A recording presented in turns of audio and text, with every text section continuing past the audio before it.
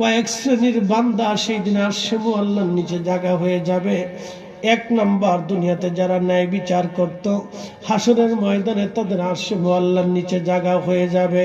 2 number, মসজিদ থেকে বের হইয়া যাদের হৃদয়টা মসজিদের সাথে ঝুলিয়ে রাখতো, একবারে নামাজ শেষ করে আবার মসজিদে যাওয়ার জন্য যারা পাগল পারা হয়ে থাকতো, হাসরের ময়দানে আরশে মুআল্লার নিচে তাদের জায়গা হয়ে যাবে। আল্লাহ নবী বলতেছিলেন, আমার উম্মতরে দুনিয়াতে একজন আর একজনকে শুধু আল্লাহর জন্য যারা ভালোবেসেছিল, কিয়ামতের ময়দানে আরশে মুআল্লার নিচে আল্লাহ তাদের জায়গা করে দিবে। আর একজন বান্দা ডান হাতে দান করত, বাম হাতে জানতো না, আরশে মুআল্লার নিচে হাসরের ময়দানে আল্লাহ তার জায়গা করে দেবে। আর একজন যুবক সুন্দরী নারী থেকে জেনার জন্য আহ্বান করেছিল, সে জেনা না করে আল্লাহর ভয়ে উঠে চলে এসেছিল, এই যুবকরা হাসরের ময়দানে আল্লাহ আরশে মুআল্লার নিচে জায়গা বরাদ্দ করে দেবে। একবার জোরে বলা যাবে কি মারহাবা।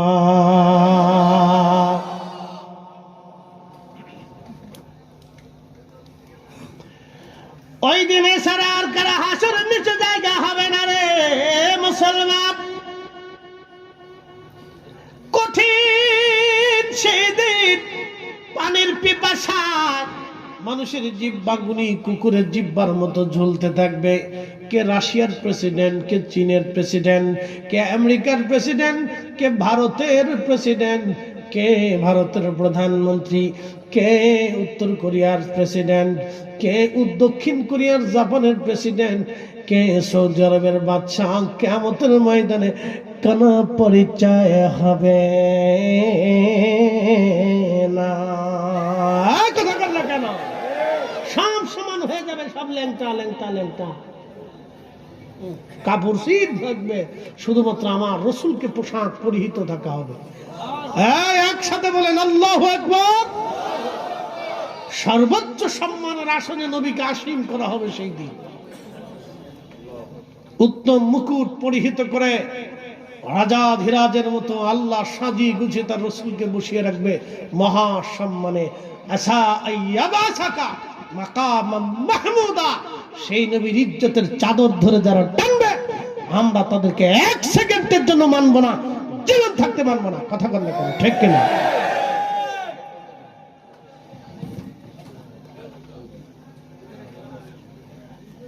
মৌলভীবাজারবাসী মনোযোগ দিয়ে শুনে যাবেন। সূরা তাকাসুরের তাফসীরের মধ্যে এসেছে, সে হাসরের ময়দানে সমস্ত ফেরেশতারা সিজদার মধ্যে থরথর করে কাঁপতে থাকবে। সমস্ত মানব জাতি, জিন জাতি সিজদার মধ্যে পড়ে কাঁপতে থাকবে। শুধু নবীরা সেই দিন বসে থাকবে, তাদের কপালের চামড়াগুলি ঘুষিয়ে যাবে চিন্তায়।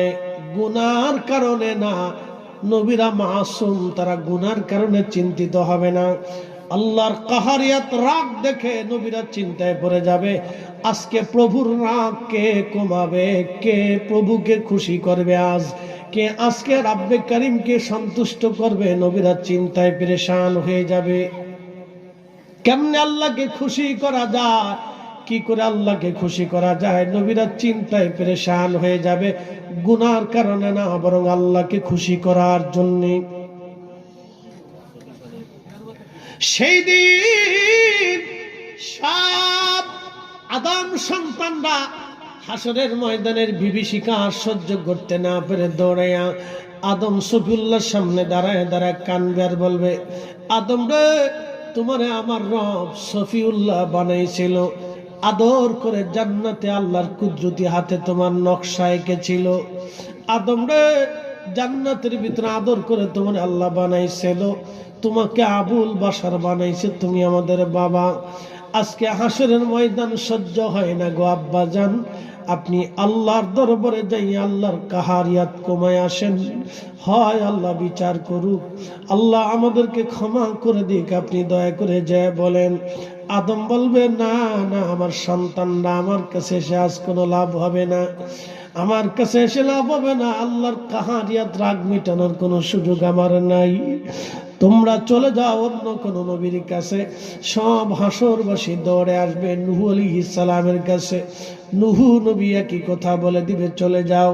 সব হাসরবাসী দৌড়ে আসবে দাউদ আলাইহিস সালামের কাছে, বলবে দাউদ রে, আল্লাহ তোমাকে সুরের মুজেজা দিয়েছিল, এত সুন্দর লাহান আল্লাহ তোমার দিয়েছিল, তোমার লাহান শুনিয়া পশু পাখিরা মারা যাইতো, তোমার ওই সুরের জবুর তেলাওয়াত শুনে পাখি মারা যাইতো, তুমি একটা জবুর 70 সুরে সুরে তুমি পড়তা।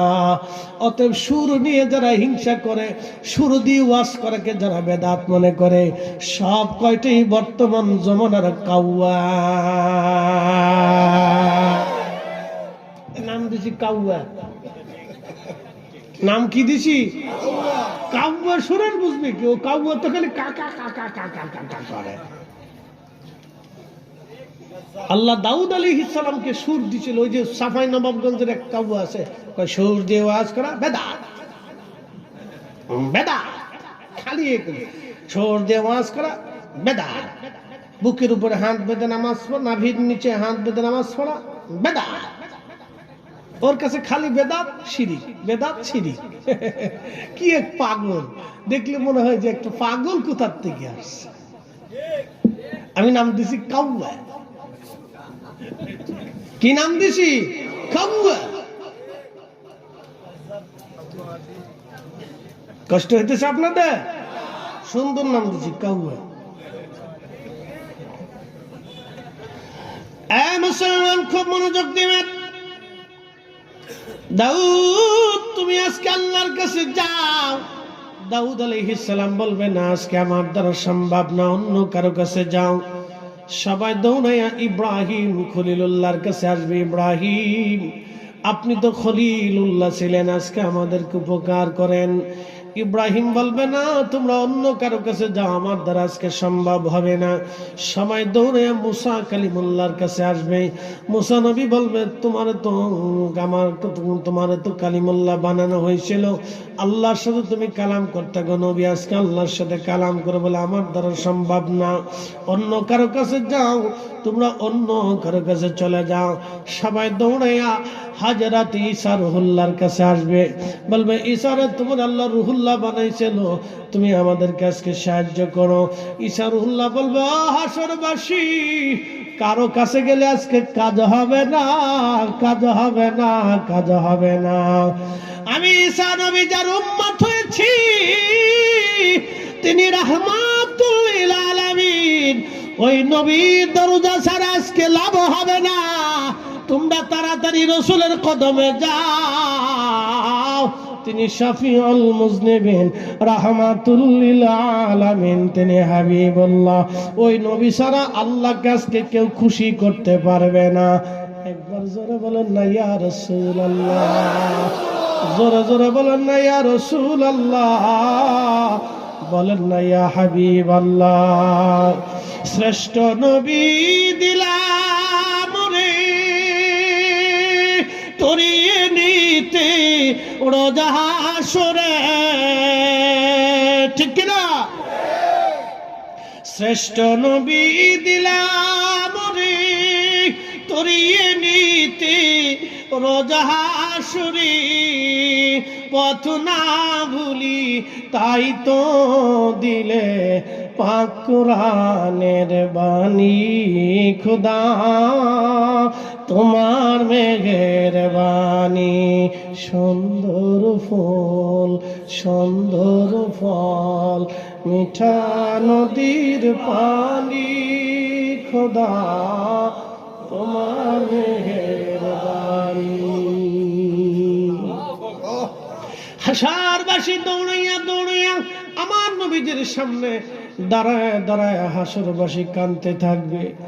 উম্মতের কান্না দেখে আমার রাসূল আর সহ্য করতে পারবে না।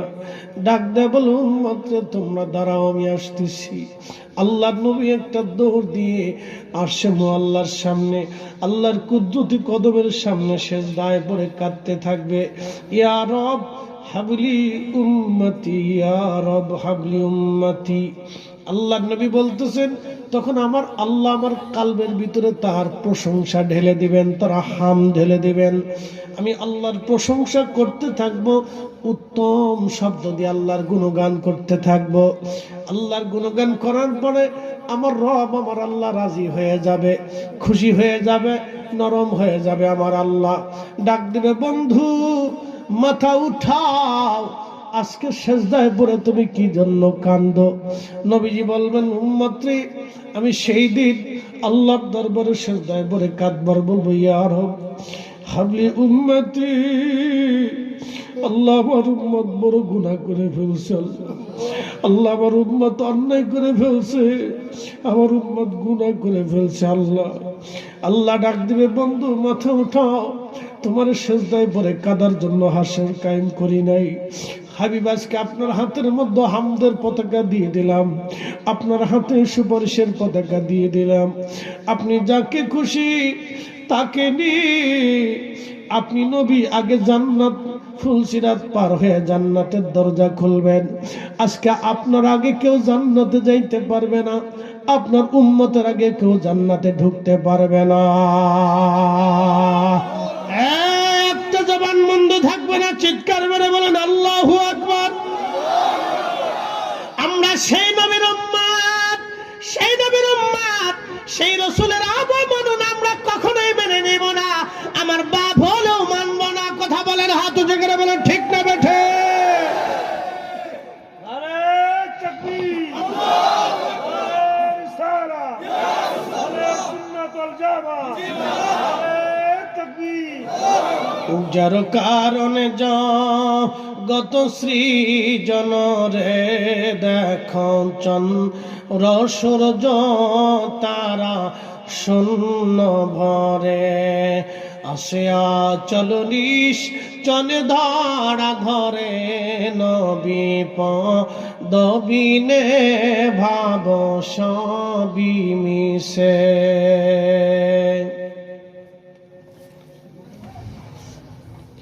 আল্লাহ ডাক দিবে, বন্ধু উঠেন,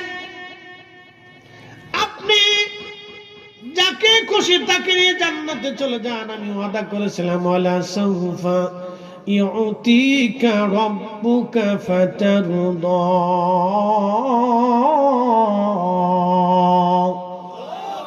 আপনাকে খুশি করতে চেয়েছি, আপনি যেমনে খুশি হবেন। হুজুর আপনি যান, মাথা উঠান, উম্মত নিয়ে জান্নাতে চলে যান। সাহাবীরা বলেন, হুজুর আপনি কেমনে খুশি হবেন? নবী বলেন, ওই সময় আমি আমার একটা উম্মত সারা জান্নাতে যাব না, যাব না, যাব না। একসাথে বলেন, ইয়া রাসূলুল্লাহ। ওই নবীর দুরূদ আমরা ছাড়বো? জোরে বলেন, আরো জোরে। জোর হয় না কেন? জোরসে বলো, আরো জোরে। ও বেদাতের ফতোয়া নিয়ে গাট্টি বুকসা বাইন্দা কম্বল মোড়া দিয়ে খেতার নিচে নিয়ে শুয়ে থাকুক, ওই বেদাতের ফতোয়া দেখার টাইম আমাদের নাই। আমরা ঘরে ঘরে নবীর দুরূদ সালাম চালু করার জন্য মিলাদ মাহফিল, কোরআন খতম চালু রাখতেই হবে। হাত উঁচা করে বলেন, হাত উঁচা করে বলেন, দু হাত উঁচা করে বলেন, ঠিক না বেঠে?